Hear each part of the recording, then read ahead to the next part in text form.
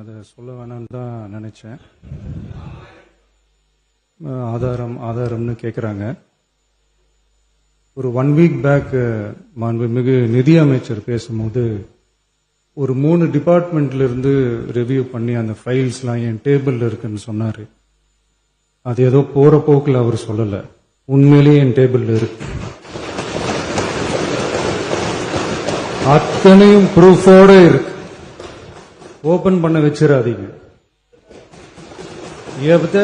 எப்போ ஓபன் பண்ணணுமோ அப்போ கரெக்டா எல்லாமே ஓபன் ஆகும். நண்பர்களே, வழக்கம் போலவே முதல்வர் விஜய் இன்று சட்டமன்றத்தில் எதிர்கட்சிகளை பார்த்து ஒரு மிரட்டல் விட்டுருக்கார். அது சம்பந்தமான வீடியோ இது. ரகசியமற்ற ரகசியத்தை பேசும் முதல்வர் விஜய். முதலமைச்சர் விஜய் இன்றைக்கு சட்டசபையில் எதிர்கட்சிக்காரங்க எல்லாமே எல்லா விஷயங்களுக்கும் ஆதாரம் கேட்குறீங்க. எங்கள் நிதியமைச்சர் நிதித்துறை தணிக்கை அறிக்கைகளை என் மேஜையில் வைத்திருக்கிறாரு. அவற்றையெல்லாம் திறந்து பார்க்க வச்சிடாதீங்க. இதுதான் அவர் பேசிய ஒரு மிரட்டல். இது சம்பந்தமாக சில செய்திகள் நாம் தெரிஞ்சுக்கணும். தணிக்கை அறிக்கை குறித்த விவரங்கள் நாம் தெரிஞ்சிக்க வேண்டியது இருக்குது.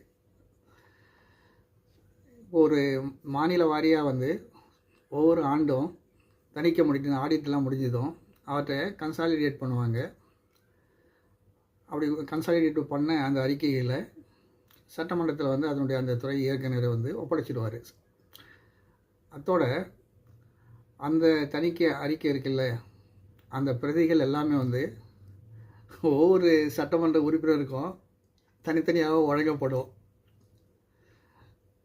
மொத்தத்தில் it is not a secret document. இது ரகசியமான ஒரு ஆவணமே கிடையாது. அரசோட ஒப்புதல் பெற்ற பிறகு தான் தணிக்கை அறிக்கை வெளியிடப்படுது. சிஏஜி கேக் அப்படின்னு சொல்கிறோம் இல்லையா, மத்திய தணிக்கை குழு, அதுக்கும் இதனுடைய பிரதிகள் அனுப்பப்படும்.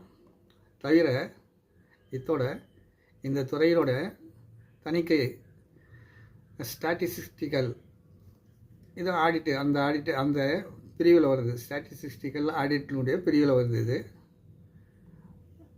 அப்படின்னா என்னென்னா அந்த பதிவேடுகளில் உள்ள குறைபாடுங்க, முறைகேடுங்க, தணிக்கை தடைகளாக அங்கே அவங்க குறிப்பிடுவாங்க.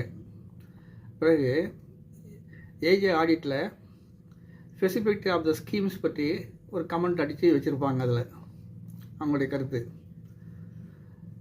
மொத்தத்தில் எந்த அமைச்சருடைய ஊழல்கள், முறைகேடுகள் எதுவுமே இந்த பதிவேடுகளை பார்த்து நாம் தெரிஞ்சுக்கவே முடியாது. இந்த ஆடிட் ரிப்போர்ட்டுங்களை திறக்க வச்சிடாதீங்க அப்படின்னு சொல்கிறாருல்ல முதல்வர். சொன்ன போது எல்லாம் டப்பு சொல்லிட்டு எல்லாம் கைத்தட்டி ஆளுங்கட்சி உறுப்பினர்கள் ஆரவாரம் செய்ததை பார்த்துருப்பீங்க. இவங்க எல்லாத்துக்கும் நான் ஒரு சின்ன வேண்டுகோள் விடுறேன். ஐயா ஐயன்மீர் அறிவாளிகளே, ஆளுங்கட்சி சட்டமன்ற உறுப்பினர்களே, தயவுசெய்து சட்டமன்ற நூலகத்துக்கு நீங்கள் போங்க.